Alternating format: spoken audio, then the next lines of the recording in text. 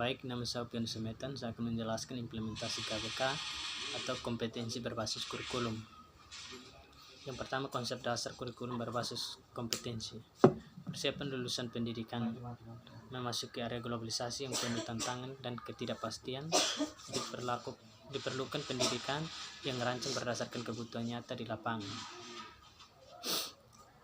Untuk kepentingan tersebut, pemerintah memprogramkan KBK atau kompetensi berbasis kurikulum sebagai acuan dan pedoman bagi pelaksanaan pendidikan untuk mengembangkan berbagai ranah pendidikan, pengetahuan, keterampilan, dan sikap dalam seluruh jenjang dan jalur pendidikan.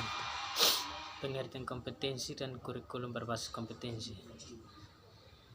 Depdiknas mendefinisikan kompetensi sebagai pengetahuan, keterampilan, dan nilai-nilai dasar yang direfleksikan dalam kebiasaan berpikir dan bertindak. Kebiasaan tersebut secara konsisten dan terus-menerus memungkinkan seseorang menjadi komponen keterampilan, pengetahuan, dan nilai-nilai dasar untuk melakukan sesuatu. Konsep kompetensi mengandung beberapa aspek. Yang pertama, pengetahuan, yaitu kesadaran dalam bidang kognitif. Pemahaman, yaitu kedalaman kognitif dan efektif dimiliki oleh individu. Kemampuan atau skill, yaitu sesuatu yang dimiliki oleh individu untuk melakukan tugas atau pekerjaan yang dibebankan kepadanya. 4. Nilai adalah suatu standar perilaku yang telah menyatu dalam diri seseorang. Yang berikut, sikap, yaitu perasaan senang, tidak senang, suka, tidak suka, atau reaksi terhadap suatu rangsangan yang datang dari luar. Yang berikut, KBK merupakan pendekatan dalam pengembangan kurikulum yang berfokus pada kompetensi, berorientasi pada dampak yang diharapkan terjadi pada siswa yang dicapainya melalui pengembangan belajarnya. Kompetensi dalam kurikulum berbasis kompetensi merupakan pernyataan apa yang diharapkan dapat diketahui, disikapi, atau dilakukan siswa. Pengembangan kurikulum berbasis kompetensi. Yang pertama, tingkat pengembangan kurikulum. Pengembangan KBK seperti pengembangan kurikulum pada umumnya terdiri dari beberapa tingkat, yaitu tingkat nasional, tingkat lembaga, tingkat bidang studi, dan tidak satuan bahasa atau modul. Pengembangan kurikulum tingkat nasional dalam kaitnya dengan KBK, pengembangan kurikulum tingkat nasional dilakukan dalam rangka mengembangkan standar kompetensi untuk masing-masing jenjang dan jenis pendidikan, terutama pada jalur pendidikan sekolah. Pengembangan kurikulum tingkat lembaga. Pada tingkat ini bahas pengembangan kurikulum untuk setiap jenis lembaga pendidikan pada berbagai satuan dan jenjang pendidikan. Kegiatan yang dilakukan pada tahap ini antara lain: yang pertama, mengembangkan kompetensi lulusan dan merumuskan tujuan-tujuan pendidikan pada berbagai jenis lembaga pendidikan. Berdasarkan kompetensi dan tujuan di atas, selanjutnya dikembangkan bidang studi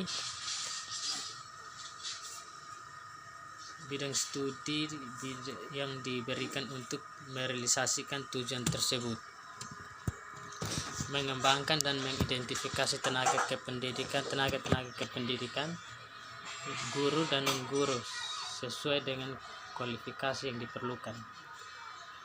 Mengidentifikasikan fasilitas pembelajaran yang diperlukan untuk memberi kemudahan belajar. Perubahan kurikulum 2013 wujud. Yang berikut perubahan kurikulum 2013. Kompetensi lulusan dibagi menjadi 3 bagian. Yang pertama, materi, proses, penilaian.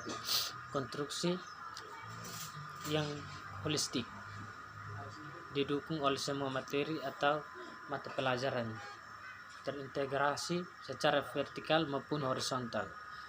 Yang berikut, proses berorientasi pada karakteristik kompetensi menggunakan pendekatan saintifik. Yang berikut penilaian berbasis tes dan non-tes. Menilai proses dan output dengan menggunakan authentic assessment. Komponen utama kurikulum 2013. Yang pertama, silabus merupakan rencana pembelajaran pada mata pelajaran atau tema tertentu. Kompetensi ini mencakup kompetensi dasar, muatan, pembelajaran, mata pelajaran, dan beban belajar pada siswa. Yang berikut materi pembelajaran. Berikut kegiatan pembelajaran dilakukan oleh guru. Yang berikut penilaian. Yang berikut alokasi waktu dan sumber belajar. Definisi KTSP. Kurikulum adalah seperangkat rencana dan pengaturan mengenai tujuan, isi, dan bahan pelajaran serta cara-cara digunakan sebagai pedoman penyelenggaraan kegiatan pembelajaran untuk mencapai tujuan pendidikan tertentu. Tujuan tertentu ini meliputi tujuan pendidikan nasional serta kesesuaian dengan kekhasan, kondisi dan potensi daerah, suatu pendidikan dan peserta didik. Oleh sebab itu, kurikulum disusun oleh satuan pendidikan untuk memungkinkan penyesuaian program pendidikan dan kebutuhan dan potensi yang ada di daerah. Kurikulum tingkat satuan pendidikan KTSP adalah kurikulum operasional yang disusun dan dilaksanakan oleh masing-masing satuan pendidikan.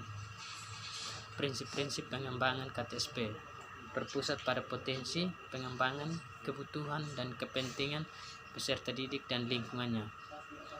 Kurikulum dikembangkan secara berdasarkan prinsip bahwa peserta didik memiliki posisi sentral untuk mengembangkan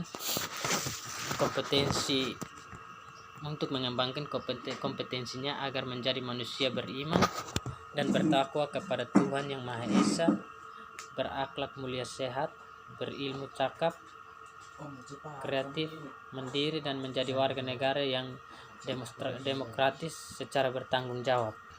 Yang kedua, beragam dan terpadu. Kurikulum dikembangkan dengan memperhatikan keragaman karakteristik peserta didik, kondisi daerah, jenjang dan jenis pendidikan, serta menghargai dan tidak diskriminatif terhadap perbedaan agama, suku, budaya, adat istiadat, status sosial, ekonomi, dan gender. Ketiga, tanggap terhadap ilmu pengetahuan, teknologi, dan seni. Kurikulum dikembangkan atas dasar kesadaran bahwa ilmu pengetahuan, teknologi, yang seni berkembang secara dinamis. Yang keempat, relevan dan kebutuhan kehidupan. Pengembangan kurikulum dilakukan dengan melibatkan pemangku kepentingan untuk menjamin relevansi pendidikan dengan kebutuhan kehidupan, termasuk di dalamnya kehidupan kemasyarakatan, di dunia usaha dan dunia kerja. Kelima, menyeluruh dan berkesinambungan. Substitusi kurikulum mencakup keseluruhan dimensi kompetensi, bidang kajian keilmuan dan mata pelajaran yang direncanakan dan disajikan secara kesinambungan antara semua jenjang pendidikan. Yang keenam, belajar sepanjang hayat. Kurikulum diarahkan kepada proses pengembangan, pembudayaan, dan pemberdayaan peserta didik dan berlangsung sepanjang hayat. 7. Seimbang antara kependidikan nasional dan kepentingan daerah. Kurikulum dikembangkan dengan memperhatikan kepentingan nasional dan kepentingan daerah untuk membangun kehidupan masyarakat, berbangsa, dan bernegara. Komponen silabus. Silabus merupakan rencana pembelajaran pada mata pelajaran atau tema tertentu dalam pelaksanaan kurikulum yang paling sedikit komponen. Yang pertama, kompetensi inti. Yang kedua, kompetensi dasar. Ketiga, materi pembelajaran atau materi pokok. Keempat, kegiatan pembelajaran. Yang kelima, penilaian. 6. Alokasi waktu. 7. Sumber belajar. Prinsip pengembangan silabus. Silabus dikembangkan sesuai pola pembelajaran pada setiap tahun ajaran tertentu. Silabus digunakan sebagai acuan pada dalam pengembangan rencana pelaksanaan pembelajaran yang prinsip-prinsip. Yang pertama, mengacu pada peraturan Mendikbud nomor 62/2017 tentang kerangka dasar dan struktur kurikulum SMP. Yang kedua, mengacu pada peraturan Mendikbud nomor 65/2013 tentang standar proses pendidikan dasar dan menengah.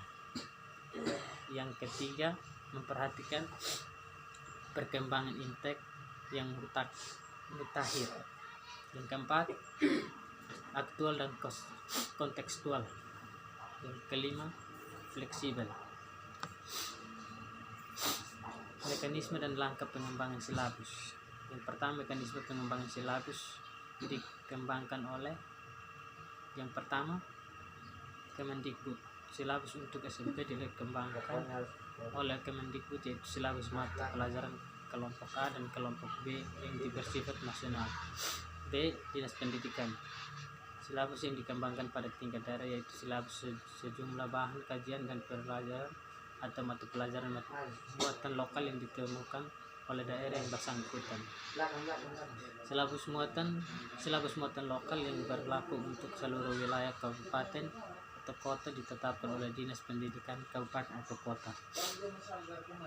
Dua langkah-langkah pengembangan silabus. Yang pertama, mengkaji kompetensi ini dan kompetensi dasar. A. Urutan berdasarkan hierarki konsep disiplin, ilmu, dan tingkat kesulitan materi tidak harus selalu sesuai dengan aturan yang ada di silabus. B.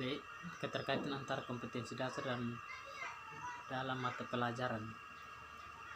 C. Keterkaitan antara kompetensi inti dan kompetensi dasar antara mata pelajaran. 2. Mengidentifikasikan mata pelajaran atau materi pokok yang menunjang pencapaian kompetensi dasar yang mempertimbangkan A. Potensi peserta didik, B. Relevansi dan karakteristik daerah, C. Tingkat perkembangan fisik, intelektual, emosional, sosial, dan spiritual peserta didik,